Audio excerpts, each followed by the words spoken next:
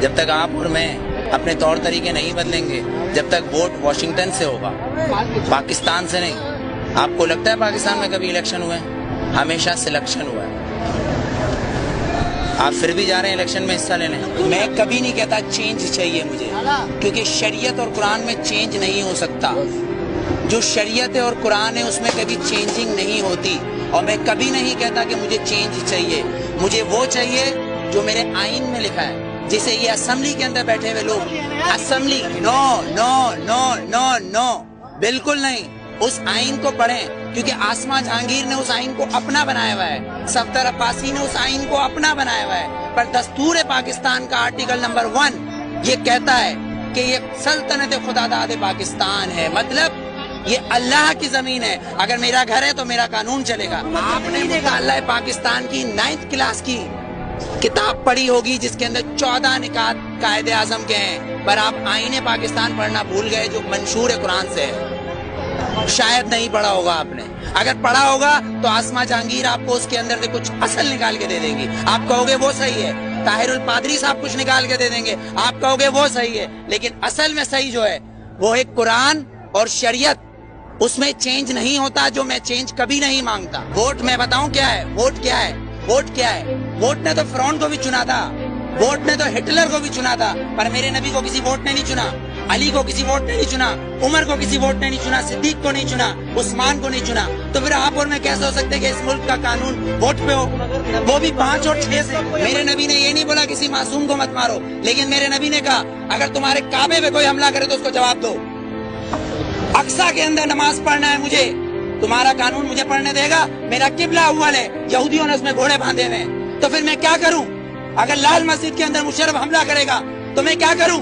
میرے گھر کے اندر میری ماں کو آ کے کوئی اٹھا کے لے جائے، میں کیا کروں؟ میرا قانون اس کی اجازت دیتا ہے، میرا قانون اس کی اجازت دیتا ہے۔ آرٹیکل 63 اور 62 آرٹیکل 63 اور 62 اس بات کی اجازت دیتا ہے کہ چیف جسٹس کو بھی چیک کرو، چیف جسٹس کو بھی چیک کرو۔ لیکن یہاں تو میں پارکنگ والا کھڑا ہوں، یہ پارکنگ والا میں کھڑا ہوں، یہاں گورنمنٹ آتی کہتی گورنمنٹ کی گاڑی ہے، تو یہ جو گدھے کھڑے ہیں، یہ جو گدھے کھڑے ہیں جن کے ٹیکس سے یہ گورنمنٹ بنتی ہے، جب یہ 10 روپے اور 20 روپے دے رہے ہیں تو یہ گورنمنٹ کیوں نہیں دے گی؟